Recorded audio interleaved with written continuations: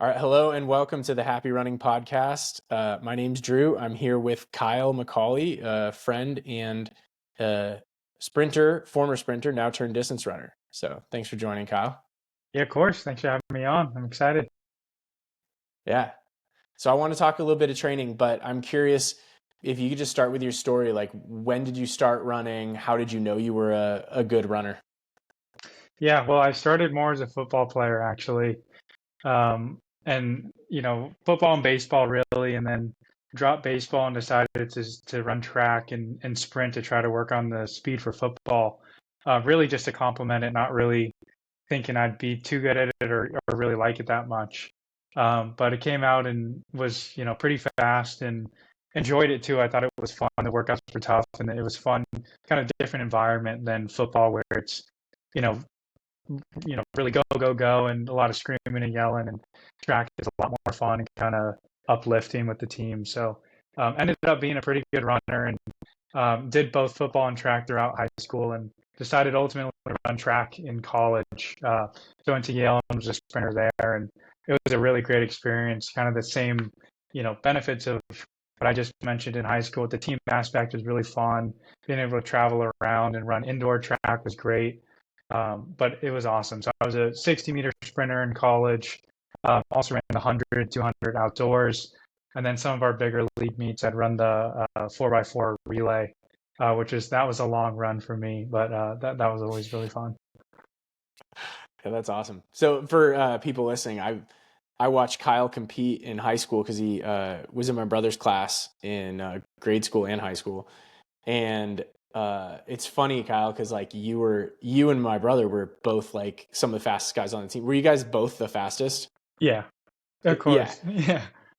Yeah. So like then you guys transitioned over to, I guess simultaneously you're running track and playing football in high school, but then you both decided to run track in college and not pursue football. Why did you not want to go into football? Just the injury risk and the time too, like was lucky enough to get through high school without too many bad injuries, had some concussions, but college football is a big, bigger, faster game, and I'm not the biggest guy, so be undersized a little bit and was able to get into some of the same schools to run track and, fell in love with track throughout high school. Went into it not thinking too much of it, but just really, really liked it. And a big reason for that was the relay teams too, which I was able to do with Troy, your brother, which is, bringing that team aspect to the track was really fun. And we were a pretty fast team and it was competitive. And, you know, I'm a competitive person. I love a good team. And I got both of those in football and track. And the injury risk and the lifestyle just was more preferable on track. Yeah, I understand. Yeah, so you were at Yale, and so my brother was at Columbia. So Ivy League sports. How competitive is that from a track standpoint compared to like you know things people schools people might be a little more familiar with?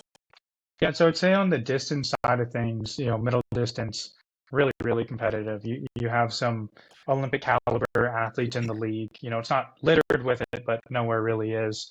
The sprint side, I'd say when we were there was pretty competitive. But nothing like, we traveled down to the SEC. We'd run against Auburn. I'll never forget. I ran a race against a guy who ran 9.9 in the 100, and it was just he was gone. And Jeez. so different world, but still competitive enough where you got to work out and train really hard.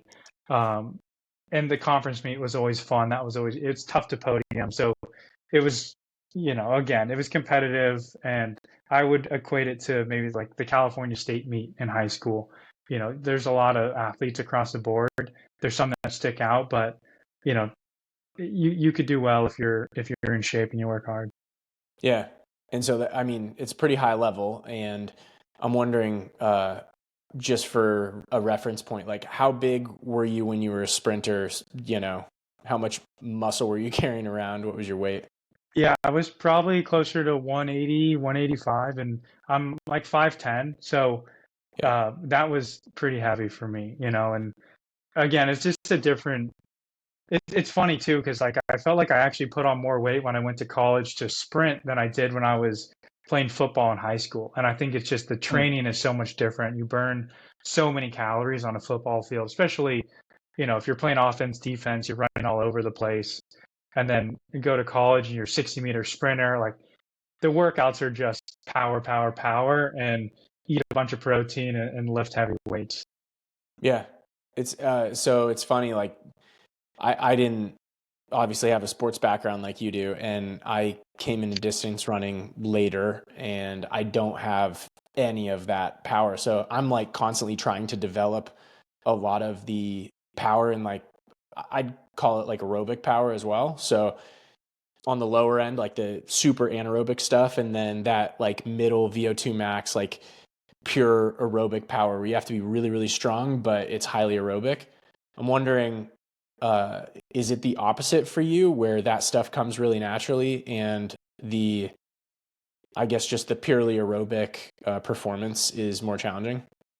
Yeah, it's like the muscular power comes pretty quickly. If I lift weights or do hills, that comes back pretty fast. I can develop that side.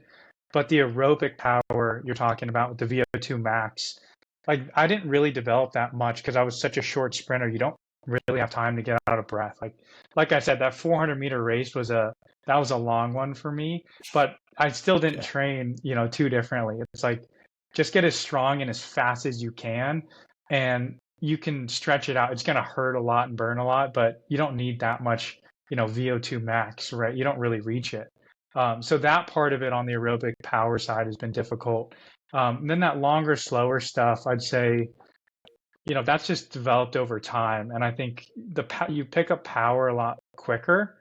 And so you just like that's what I've had to learn is like the patience on developing that aerobic side and, kind of working on it every day. That's a totally new concept to me, versus sprinting. Yeah, do you think you had a little bit of that from like just jogging around at football practice and like just that low level aerobic? Do you think that came kind of naturally because of your sports background? I think it more of like the just working out every day kind of thing. Yeah. Regardless of what you're doing, your body's used to just doing something every day. And I've always been like that. And that's part of the draw to me about running longer now is like it's just a built in, you can do it every day and get a good workout in. So I love that part of it. Yeah. Do you think like I guess when you're doing a workout, think distance running versus like a college 60-meter workout, or even like up to 200-meter. Um, I feel like the principles are probably pretty similar, but the way you execute the workout is really different. And then there's like the physiological demand of how intensely are you working?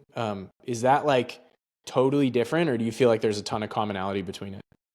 I think they're pretty different actually. Like you said, the concepts and the structure are pretty similar. There's a Yeah. goal for every workout, but what I've thought more on like the 60-meter side is like a huge emphasis on quality because you're really trying to stress that peak power output, right? So you're only running for 6, 7 seconds. It's really short, so it's got to be really high intensity, full rest. And the second, your splits start to slip a little, you're done. It's not worth running Mhm. at 70, 80%. Where I think on the distance side, what I'm learning more is like, you might have a threshold workout where it kind of hurts a little bit, but you're just kind of straddling that line, and that's the purpose of the workout. So I feel like or long base run, you're running 2 hours, and you could talk through the whole thing. Like you're trying to extract that same physiological benefit or some sort of physiological benefit, but Yeah. not going super hard and fully resting. Like that's a little bit different, I think, on the distance side, where you can still feel like you're making progress and you don't have to pull the plug quite as much. You can be a little more flexible in your workouts. Um, and you don't have to be quite as scientific because you're working with larger margins of error. Yeah, it's almost like there's a spectrum in distance running, and the spectrum is just like way tighter in more of like a power output type workout. You think that's accurate? Yeah, I mean, you think about a 60-meter race, like the difference between 7 seconds and 6.7 is 6.7. That's a huge margin, right? Like Yeah. you're getting killed if you're running 7 seconds. But you think about how much time that it's very, very small. So yeah, the margins are just a little smaller.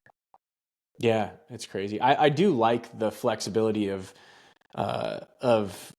distance, just because you have that like full spectrum. It's like a gradient. Okay, what like different systems am I working, and like what's the purpose of that system, and then you can kind of shift focus and keep your interest. Do you feel like you ever lost interest in the power stuff, or do you think it's more of you're just moving on to a different part of your life where distance running is a little bit more like fits your day to day, you know? Yeah, I mean, I also think sprinting's a young man's game, right? Like you're just Yeah. bound to pull a hamstring if you're trying to sprint into your 30s or something. So part of it's that, and like the lifestyle part of it, and lifting heavy weights goes with sprinting. Like you can't really be a great sprinter unless you're pushing a lot of weight on your squat or your bench or clean. And so, like you said, the lifestyle thing, getting older, but it's also more. I think distance running is more enjoyable. As a day-to-day thing than sprinting. Like a Yeah. lot of those sprint workouts, you're really in a lot of pain. Could be dry heaving, whatever it is, it's going to hurt. And that's kind of the purpose of some of them. Where distance running, my run every day is one of my, it is probably the favorite thing I'm doing, and I look forward to it. So you don't fear quite as many of those workouts. They don't happen quite as often, but certainly some of those can still hurt. Do you feel like the as far as like how you feel, just like your endorphins and shit after a long run or like a short, really, really high intensity workout, do you feel like the endorphins are the same, or is it a different feeling that you get? It's different for sure. Like I'd say it's similar to the output too. Like I think in a sprint you finish and you have this huge adrenaline rush. It's like this really steep rise and kind of really peak adrenaline, and all those endorphins, and then it kind of falls off pretty quickly. Your legs start to hurt, cramp, whatever it might be. But I feel like on a nice long tempo run, for example, you might feel that rush of endorphins during the run, and it's extended over an hour plus. Then you finish, and then maybe you come down a little bit flatter and over time. So it's different, but those endorphins are still pretty great, and I think you chase them on both sides. Yeah, it's funny. I like hate long runs in a lot of ways. Like, even though like we do so many of them, I like that's my weakest point is just the really, really long stuff, like 20 plus miles. But after they're done, I feel so good for like a full day. Yeah. And like it's the best. I just like I'm someone with a pretty high level of like baseline anxiety and just work and like kids and stress. But when I do my long runs, I just come home. I mean, like it's just totally chill. Like I sit on the couch, don't worry about anything, feel really good. And so for me, that's the biggest thing. I know that's going to happen. That's probably why I got addicted to running, is just because it's just so easy to feel good all the time. So why wouldn't I just do it every day? Yeah, exactly. And I also think it is a big difference between the 2 years. Like you get more into more of Yeah. a meditative state on a long run. Like it's more hypnotizing over a Yeah. longer period of time. Like you're saying, it's a nice stress reliever. Again, probably why I look forward to it every day. It's like an hour of your day at least that is fully dedicated to you and not really any other distractions. Yeah. How much do you think your, let's say like 200-meter speed translates into, you know, general speed in distance running? Like if you're running a 5K or a 10K, do you feel that speed coming back, or is it kind of lost and you're just doing a new thing? I would say I feel like there is a big benefit of that. You have a higher baseline. Like I think my feeling to run faster in a 5K would be higher, having a higher or better 200-meter time, just Yeah. because that turnover is not hard for me to get to. Um, where I do feel like it could be a disadvantage at times is the pacing. Like I ran one last year, my first one, it came out just way too hot. And it's like you have so much adrenaline and it feels so easy turning over. But, that aerobic power, like that VO2 max, I think, and even that base endurance, aerobic stamina takes longer to build. And you can't just grind your way through it sometimes. Like you really need to develop that system. And that's a different mindset and kind of again, going back to you need to be a little more patient in your training and the results that you're going to see. You can't lean on that power quite as much. But I mean, being faster, I don't think is ever going to be too much of a problem in 5K, Yeah. 10K. Maybe that's that slow twitch, fast twitch, like debate, as you stretch it out to a marathon, that there could be some differences, but um, and then maybe body weight too. Like I'm not 185 pounds and lifting that same weight I am today. I think if you were, and when I would be that heavy, come back for the summer and go for some runs, kind of burn out pretty quick using that much muscle. Like you're a lot tighter and heavier and just not really optimal to run far. How much do you weigh now? Probably around 170 or so. Like I've Okay. yeah, That's a cut big quite a bit difference. of weight in the last year or two. Yeah, for sure. Yeah, it's crazy because like, well, when I wasn't like you were jacked and then you started distance running. I was like skinny fat and then I started distance running. But like, I mean, my like walk around weight's probably like 156 now versus when I started running, I was probably like closer to 170 of just being out of shape. And it's crazy. Like now I feel a huge difference between like I'm trying to gain a little bit of muscle back now because like I've been training for so long, my body's out of whack. But I got down to like probably 152 maybe walk around weight, and the difference between that and like 156 or 158, like I feel a huge difference. Mhm. It's almost like there's a sweet spot between like what's efficient, but also like I feel weak when I'm below 152. I feel really weak, but it's also hard to keep the weight on if you're, like this summer, I was running probably average 80 miles a week for quite a while. And for me, that's a lot. Do you feel like there's a point where you're starting to feel weak and you need to like get back to having more power and having more muscle? Yeah, I mean, from your advice too, I've been trying to hit the weights pretty hard still and not neglect that side of things. Hmm. And really more from a time perspective. Like that's something I still enjoy to do, but life is busy, and if you're running hour plus every day, it's hard to then lift an hour on top of it sometimes. So I think the Yeah. strength really helps. And I've noticed like the more I lift too, the bigger my appetite becomes. I don't necessarily always feel like that when I run. Like maybe my stomach doesn't feel great sometimes after, and I'm not eating quite as much as I should, and then the day gets away from me. So if I lift weights though, I'll be hungry, and yeah, it is a big emphasis though. Like eat as many carbs as I can, kind of every day, protein. Like I really have to remind myself how many calories I'm burning. And that's another nice part about distance running. I feel like I can kind of eat, healthy things, but as much as I want until I'm full and I'm really not going to put on too much weight.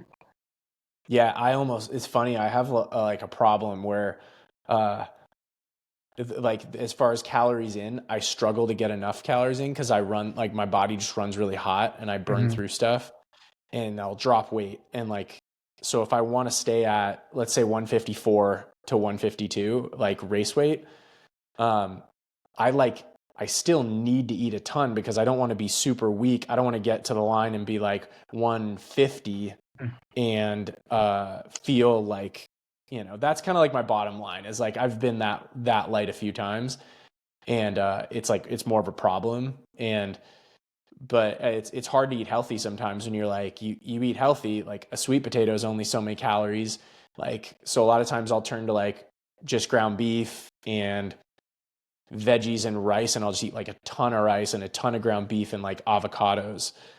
But even then it's hard to get enough in. You Yeah, need like an in and out burger. it's hard to keep it on. But I also think like if you need an In-N-Out burger to make yourself feel okay, like body needs what Exactly. it needs, right? And it's like I weigh myself just to know, it's a data point, but I'm gonna eat if I'm hungry. I'm not like, too tied to that number, really trying to get it to a certain spot. If I feel weak and I feel like I need to eat, I'm gonna eat. I don't think that should be and I think that's pretty good universal advice. Like if you feel like you can drop some weight and Totally. still be strong, then good for you. You're probably gonna do that naturally. Um, but I'm a big believer, just listen to the body and give it what it needs. Totally. Yeah. I buy the big, there's like a $7 a huge tub of cookies and cream ice cream from Sam's Club, and I probably ran through two of those this summer just from evening ice cream after big workouts. It's Yeah, not well, bad. you got to replenish the fat stores a little bit. Yeah, exactly. Do you think as far as so we're talking about body composition and muscle, um, how much do you think you're using like that? Like, do you feel like you developed all of the muscles that you're using now when you were younger? And do you think that made a big impact on your running today, like your past athletic history? Yeah, I'd say for sure. Like I think running itself is a learned skill, like the Yeah. form of it, and sprinting is running fast is the most efficient way to train that skill. And so I feel like that has been a huge benefit for me as I've transitioned to running further, is I feel like my gait's pretty good as it was, and those little muscles that you need to maintain to keep that gait strong and your stride long have been developed, like your hamstrings, your glute medius, just kind of those little things that if you have imbalances or you're weak, you might not know that's a problem. So having a strength coach in college or an athletic trainer that teaches you how to rehab something and how to keep those little things small or those small things strong, like that's really good learning advice so you can stay healthy too. And distance running, which again is seems to be kind of tricky. That's actually huge, dude, because I like turned a corner in my running journey when I moved to Flagstaff and I found a good physio who I could see, a Chiro physio.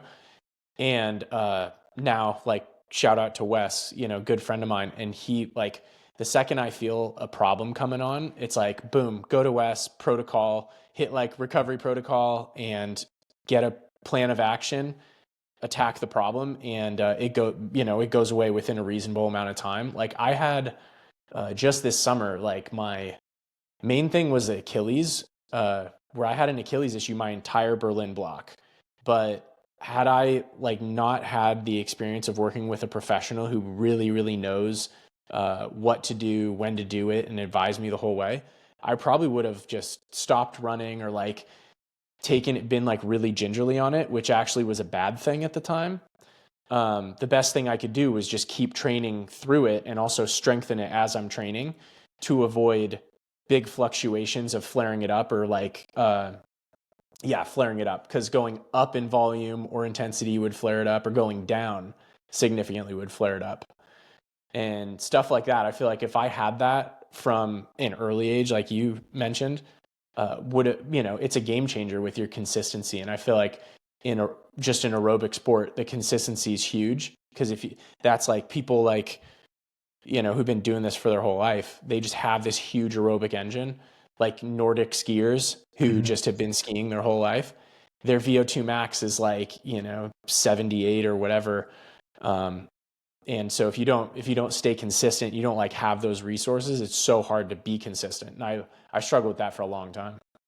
Yeah, and it's you get that professional opinion and you kind of get a feel to it as well. Like, is this something I Yeah. can train through? How is my body going to respond to this? What does it need? And then you also find, at least for me, like I have trouble areas where, my hamstring's hurting. I know, it might be the glute med causing it, or my calf's tight. It actually might be, something in my foot. Like that kind of understanding that whole chain too, and like the recurring injuries you have and how you're able to take care of those in the past, to me has been super helpful to stay healthy and just take care of those little, aches and pains you pick up every day too. Yeah. With some of those, like the ones that uh, are you noticing similar injury prone issues in certain areas from sprinting to distance running, or do you think that they're like different systems and it like, distance flares up your calves and sprinting flares up your hammies? Yeah, I'd say some are similar, like weak spots where I might have pulled a hamstring in college.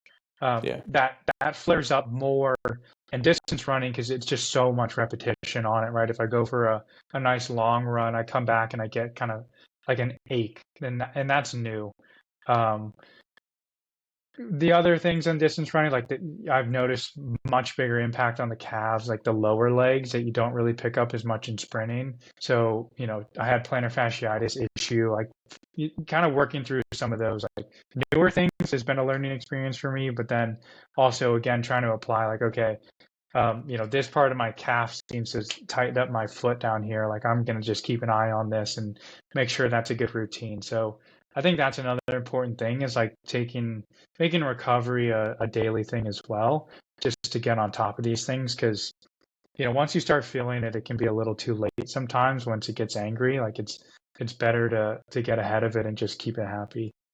Yeah. Was that something that you did before, or is that like a new thing as you're getting older, you're noticing, oh shit, I need to like stretch every day and like roll out and Something I had a good habit of it in college. Part of it is helpful to have an athletic trainer, stretching you out and reminding you, but then it's easy to neglect it. I think you go back to being like just an everyday, yeah, I'm just gonna go hit the gym and hang out and go to bed.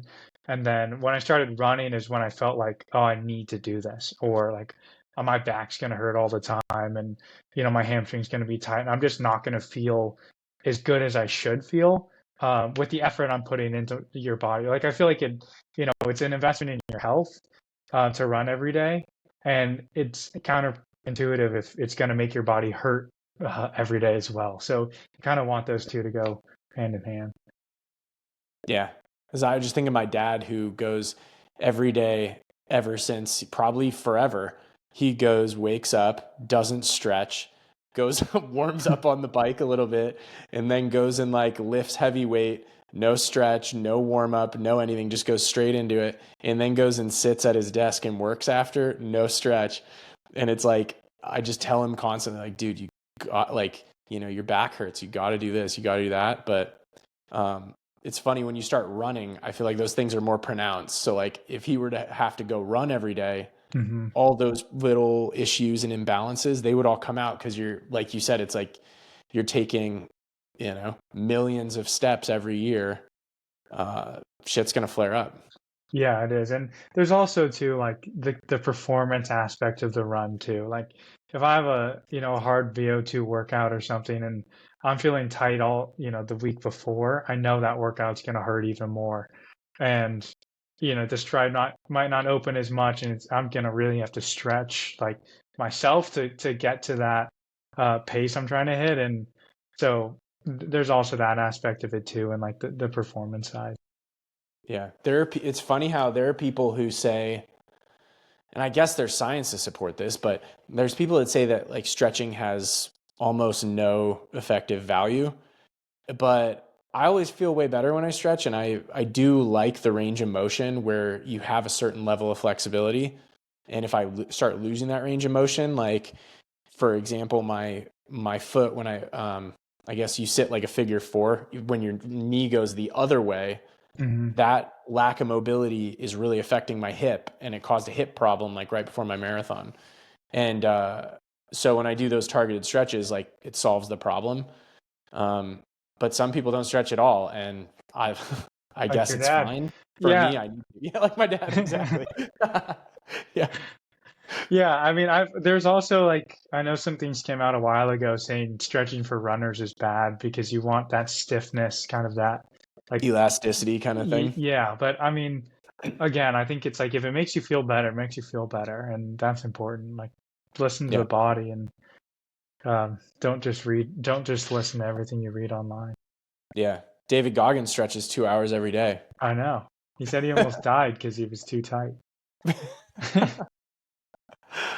Yeah, that's crazy. Well, I know that we both have something in common where when we started distance running, we got into the Jack Daniels methodology and his book. How big has that book been for your like comprehension of training methodologies and like, different strategies and stuff? Yeah, I mean, super helpful. I mean, like to be able to look at um, one workout that I do and a workout that you do, and you're so much faster than me, but I'm able to kind of understand like the key things you're doing in there and make those paces relative to my performance and my fitness today. And so I can pull some things from you and learn from, from a better runner. That's been invaluable, right? Because I think like when it's a completely different workout structure that I'm used to in terms of the intensities that you're going to hit. And for every runner, they're a little bit individual, and your current fitness determines so much of it. So to make that all relative, so I can show up in a workout and do something that I know pretty confidently this is the right effort.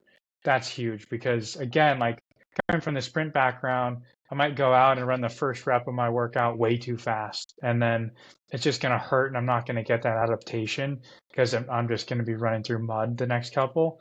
So Yeah. to know kind of what I should target, what it should feel like, and how to progress that over time, that's really big, right? Like, be able to pick up some principles from my coach in college. And one of the things I always found was tricky is how to peak at the right time. And I think like when you're kind of coaching yourself, for lack of a better term, or through like guidance of a book like Jack Daniels or advice, it's up to you to determine what you're going to do and how you're going to peak and what workouts are going to get you there. And I feel like that having all those things relative to your current fitness really lets you put it together in a way that I wouldn't really be able to do without that framework.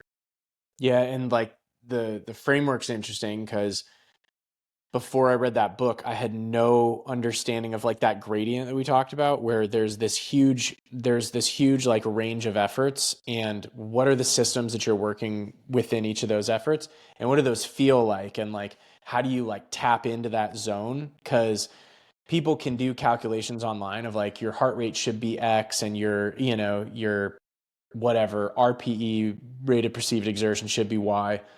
Um, but if you don't know what that is for yourself, then you're going to be working completely different zones, and you're not going to be progressing at the rate that you could if you really understood the efforts. And I talked to you about my friend. I think I talked to you about Matt Fox, who was on my podcast last time. Yeah. Friend of mine, training partner when he's in Flagstaff, and his entire coaching academy and stuff. They're huge on emphasizing training to effort and understanding effort. And it's something I've been doing with people I coach too, where I like several people actually over the years, where they just get so absorbed in the numbers and their head is just in the wrong place. And I say, like, put your watch down, leave your watch at home. I want you to know roughly like what time it is. So, look at the time so you don't go out for a 45-minute run when it's supposed to be 90 minutes. But leave the watch or change the face so that you can't see what your pace or anything is, and just go run by feel. And I'm gonna have you do like 15 minutes. Okay, it's been 15 roughly, and then just run marathon effort for like an hour and see what that feels like. It's crazy how off some people can be. Where okay, then I need to take a step back and say, we just need to do skills based training for now, and we're just going to build these skills of running to effort and learning what that feels like with your turnover and the strength aspect. And then there's some people who are fantastic with it. And I say, okay, put the watch back on. Like, we don't have any work to do. This is perfect. Because then once you get out in a race, it doesn't matter if like Sarah Hall takes off her watch and throws it in the Olympic trials and everyone's like, what the hell is she doing? She told me she does it all the time because that's the way that she's learned to run. And I think so many people who run at a high level, you do it so often and you're just so good at nailing that effort that sometimes the watch and all the gadgets and shit is just noise, and it's distracting, and it just messes you up. It's better to just feel it. And I think you tap into those zones so much better when you do that. Yeah, I totally agree. And it's something that I feel like I'm not there yet, but working on is first understanding kind of what those zones are through that Jack Daniels framework, kind of how you should feel in each of those, how long you should be able to hold those for too.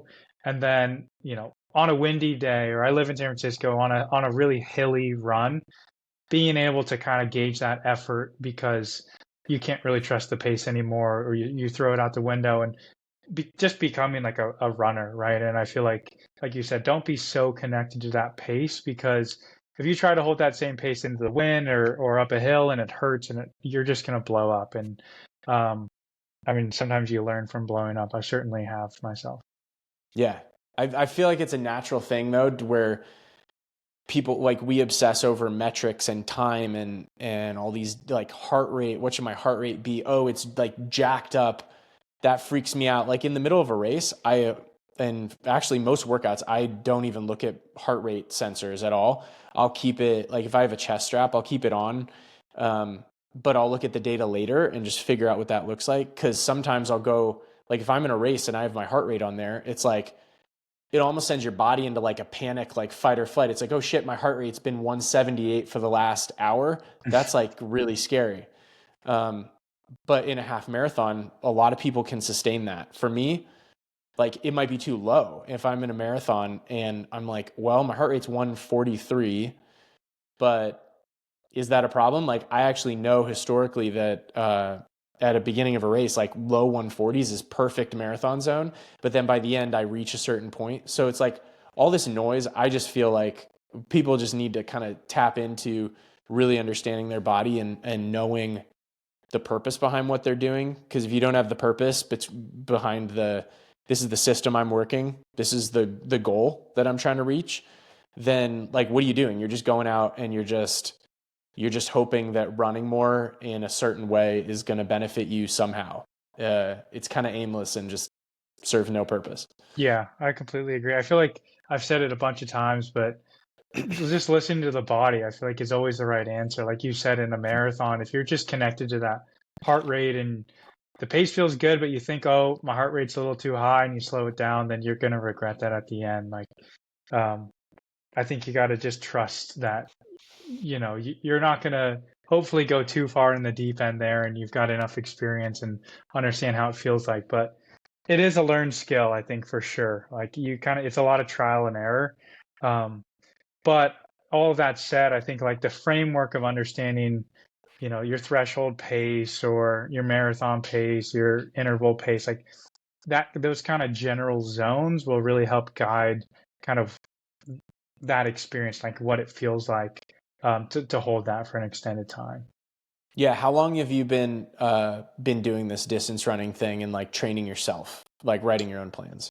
I mean, seriously, like doing like real workouts where I'm running intervals and reps and that kind of thing, probably 6 to 9 months or so, like really not that long.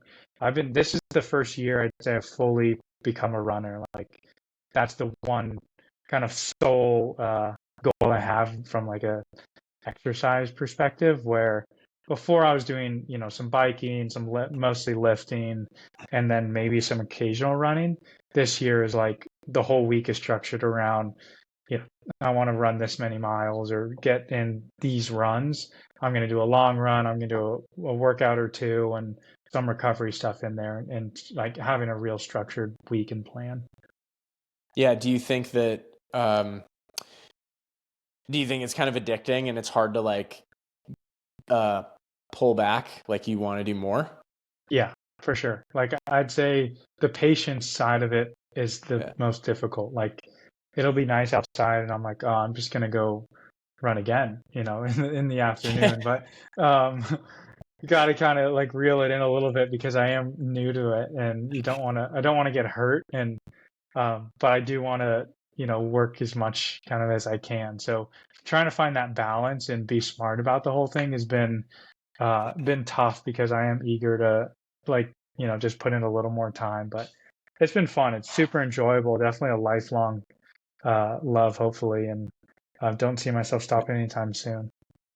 Yeah, well, you're lucky that you've had like the background where you've been hurt before because I think a lot of people haven't actually been injured where they like, you have an injury that's not so serious that you're like you broke something, but it's also serious enough where you can't do any sort of exercise activity.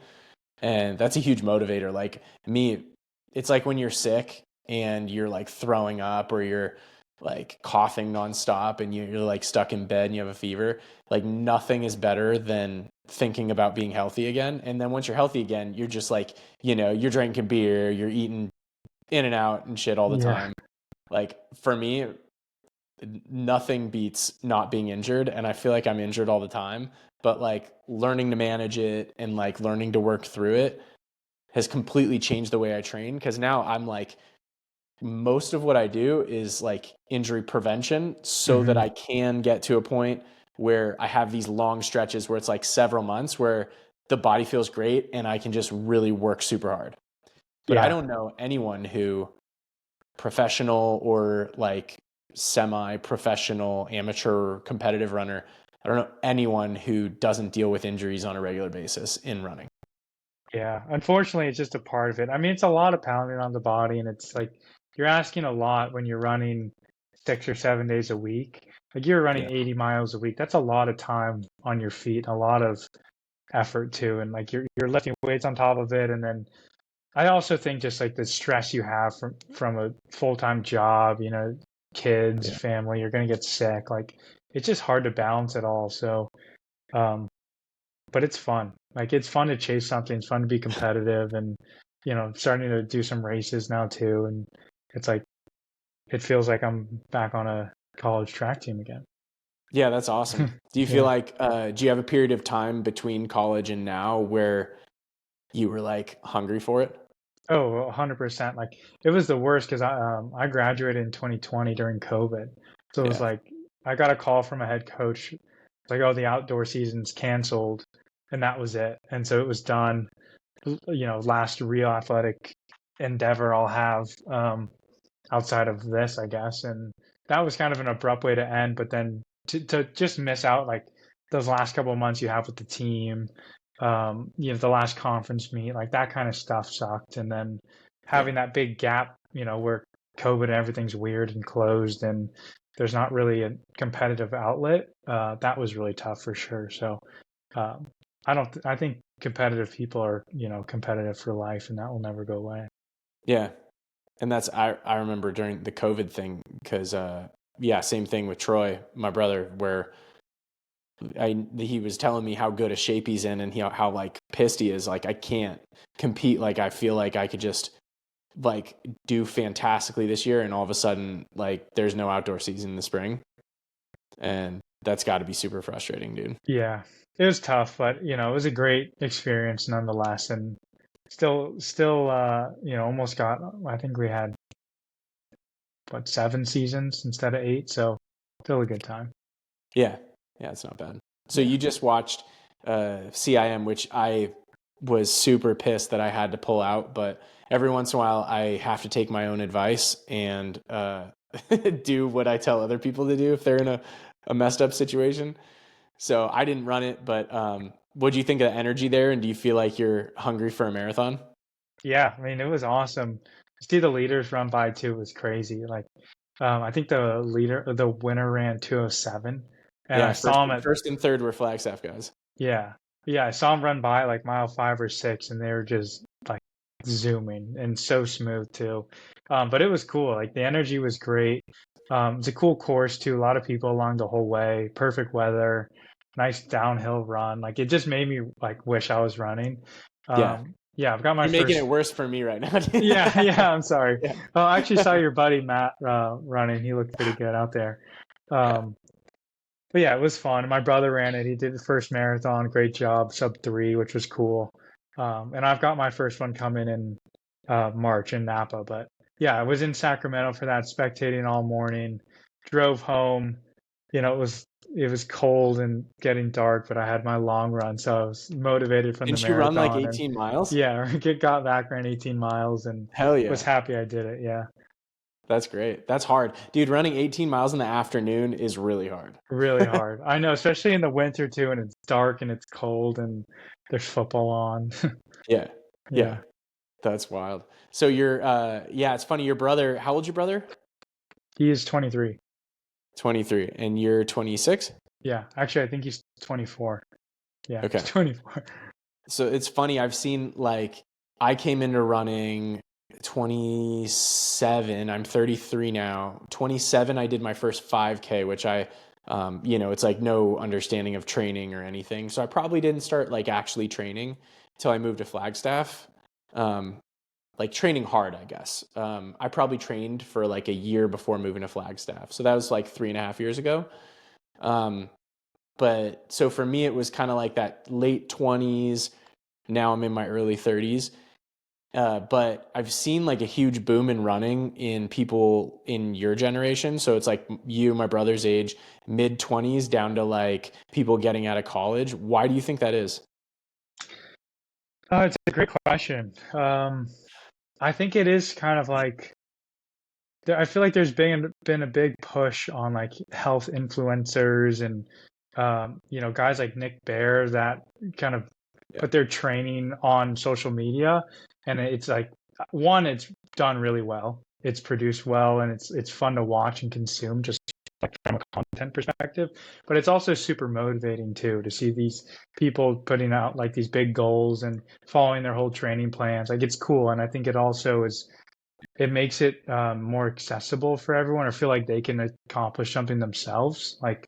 Um, and I also think it has to do with COVID a little bit. People got cooped up and had nothing to do and kind of come out of this with the desire to do something new and maybe challenge themselves a little bit more. But, I love it. I think it's great. I think everyone should be active in some way. Yeah. Yeah, it's great, man. It's funny because you have like uh people who probably come from a different crowd where like, you played football, that you power sports, that's like a different crowd in high school, college than some of the distance runners. Like I almost have this image of distance runners when we were in high school of like kind of just skinny dorks, Yeah, running and totally. just like running in a pack and like I didn't understand it at the time. I just thought like, why are these guys still running? This is crazy. And also, why do they weigh 110 pounds?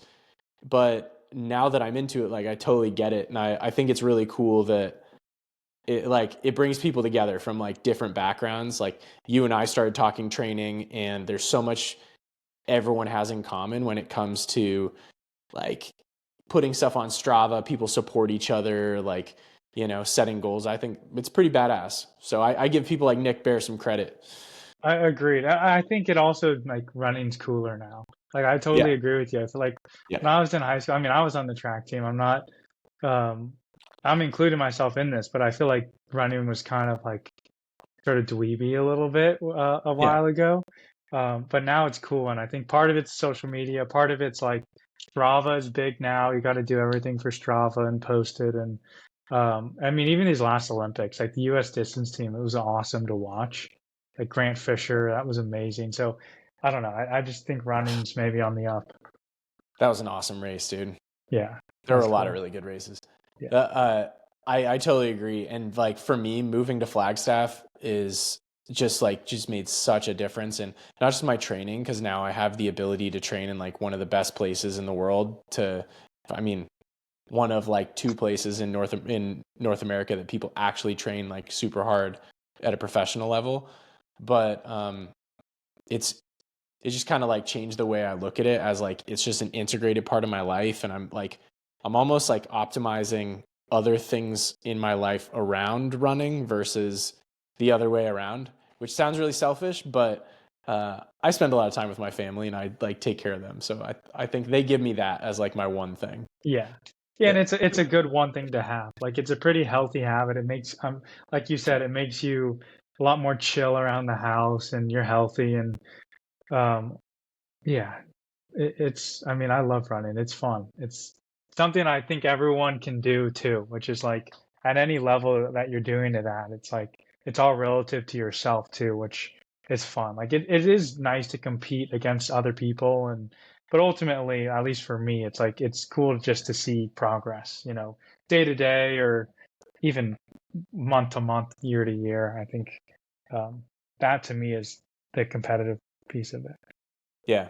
I've seen like, yeah, it's crazy. When you look back over years, I think so many people get distracted by like the short term goals. Like, oh, I've got a 5K, I need to like hit this one goal. But if you look back, I mean, just me, like if I look back year by year, it's just in my marathon times, it's like 20 minutes, 25 minutes, it's like a huge differences just based on the amount of output that I'm putting into it. And so, I mean, that's like super reassuring, I think, for people who are just, they're in it for the short term and they're like, why am I not progressing, or they get hurt or whatever. I mean, if you just stick with it and, you know, go Yeah. places. You've cut like an hour off your marathon, right? My first marathon was 3:29 CIM, which was why I wanted to run it five years ago. Would have been this year. And so 3:29, and then I ran 2:28 in Berlin in September. So yeah, that's like 5 years of decent, decent training, and then solid training for the last like 2 years. That's crazy. So do you think if you started with more of like that Jack Daniel's structure, if you knew what you knew today and you went back and you retrained yourself from then, like where do you think you'd be now? I don't know, but that's why I started the YouTube channel, because like I I remember when I started running, I like knew nothing, and actually my friend Matt, his channel Sweat Elite was I right when he started it. I think when I started following him, he had like 10,000 subscribers on YouTube. They're like, they're 100, 200,000 or something now. Um, but that was like 2021 was right when I started really getting an interest. And I was like, I had a coach, but it was like really basic at that point. Just basic principles. And then once I started paying attention to all the intricacies on his channel of here's what the professionals are doing, and like they're doing whatever their workout is, they'll do like 5K threshold, and then they'll jump into like 400s, and then they'll do like some 800s and some 200s at the end, and just like the variation and all the intricacies of working different systems and why they're doing it. I just got kind of addicted, and that honestly, Matt's channel got me super addicted. And then from there, I just kind of started coaching. I started coaching myself recently, but I got another coach when I moved to Flagstaff. John, great guy as well. But then I just realized like I need to try this out myself. And once I figured out I could coach myself successfully, I was like, okay, what could I do to get this information to people who are like me, where they're like rolling out on the floor of their apartment and don't really know what to do tomorrow or what their long-term goals should be. Like, why don't I just start like just vomiting all the things in my head into the internet so people can, you know, Yeah. people can benefit from it. So that's like my overall goal. Well, I certainly appreciate it. I mean, it's like to be Yeah. motivated to do something's one thing, but then to be able to apply it in the smart way and like make the most progress really you could hope to make, it's awesome. I mean, it's like it's really changing kind of the whole way that I approach everything too. Like to have an actual structure and an actual plan. I mean, it makes it such a big difference. It's not even close. And I also think it makes it a lot more enjoyable. Like it feels like you're really working towards something, and because there is that structure and you feel like there is like that improvement built into it. Whereas if you're just going out and running super hard every day, like it's going to be one miserable, two you're going to get hurt, and three like you're probably going to stop, right? Because it's not going to be very fun. Yeah, dude. Yeah. And that's exactly what I was doing for a long time. And I just kept like, oh, like, why does my knee hurt? And why does my ankle hurt? And like I have like plantar fascia issues, and my hip is off balance, like out of whack. And it just made no sense. And then once I realized, oh, you actually have to think these things through and have a plan. And it is like you said, it's very empowering to know how to create the plan and put it into practice. But it's interesting, like from coaching people over the last, I've probably been coaching for like 2 years or so. It's all word of mouth. And one of the biggest things I learned is it's not that people need a plan, but they need that constant resource of like you pick up the phone, you call someone like, hey, I've got like this thing popped up. I don't know if I should still do my workout this day or I should do it the next. Or like I'm really feeling exhausted. Like what can I do to keep training, but also get some sort of stimulus this week while also recovering? Or I've got a plantar fascia issue. How do I work through this and stay consistent with my training? And all those things of just having a resource, I think is huge. And people who are trying to get into this without having either some sort of like mentor who's not a coach who can help them, or like an actual coach, I think they're doing themselves a huge disservice, because you're going to come across issues where you don't know how to deal with it, and you make the wrong decision, and then you get a setback that's like 6 months. And a 6 month setback is huge when your goal is a 5 year, you have a 5 year goal of like progressing in the marathon. You want to see where you're at in 5 years. It's not like you want to, oh, I want to be sub 3 in 5 years. No, fuck that. Just like, you want to be at a certain point in 5 years. How do you optimize every step along the way so that you are as far as humanly possible by the time you hit that 5th year? And that's what I think people need to focus on, versus saving money in the short term, or like, trying to do their own thing and dick around before they jump in the deep end. I think like just go all in. And once I decided to go all in on my own, that was like the best decision I ever made, dude. Yeah, and like time is money too. You can't Yeah. uh right, like you said it earlier, but like running to run a lot, you need to run a lot, right? Like you kind of have to run every day to build towards that goal, and you got to start as soon as you can, right? Because time is money. And um again, also, you're like, have you noticed any change as you get older over the last 5 years? Like you're getting faster, but have you felt like your body responds differently? Like there's also something to be said. Earlier you're going to start a little younger too. You might see more adaptation a little quicker. Yeah. Yeah. I think a lot of it, and I've gathered this from talking to people who, like a lot of professionals and stuff that I've been connected with. I think a lot of it is lifetime mileage. So I've noticed that my body moves way better than it did 5 years ago, because I'm really focusing on optimizing every part of my life. Like like emails, like when I'm doing emails for work, I have a period of time where I can just like lock in, put in my headphones, and walk on the treadmill for like 2 hours and stay mobile. That's super preferable versus sitting down for a long period of time. So there's just like little tricks that I've noticed work for me, but without the flexibility of like a job like I have, where um, I have some travel and stuff, but like because I sacrifice on that end, I work remote the rest of the time. So um, being able to optimize my life around the running, like I said before, like has made me feel better than I've ever felt. And I've noticed that there is other people like Sarah Hall, who I've been fortunate enough to train with from time to time. She just ran a master's record. She's 41 or 42, I forget. Valencia Marathon, she ran 2:23 and change. Master's record, master's US record in Valencia, I believe. So, and she's still a stud. She's Yeah, running 2:23 in her 40s. Like that's insane. that's Uh, ridiculous. and their life revolves around it, but that's their decision. Like it's really paid off. And there's so many other people, like just in Flagstaff, Stephanie Bruce, who runs for Hoka, she just ran 2:28. She has 3 kids, just had another baby, That's and ran crazy. 2:28, total stud.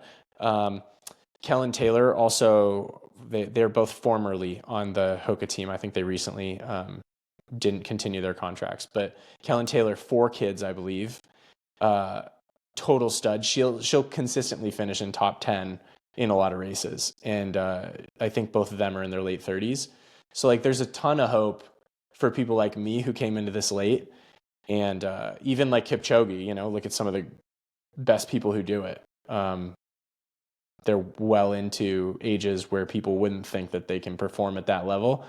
And I think with the dedication and just the time, and like really understanding how to train for almost for longevity, where like longevity in sport, I think is huge. And I know like Sarah has shared a ton of things with me where I just think it's really insightful the way that they train for that longevity in sport.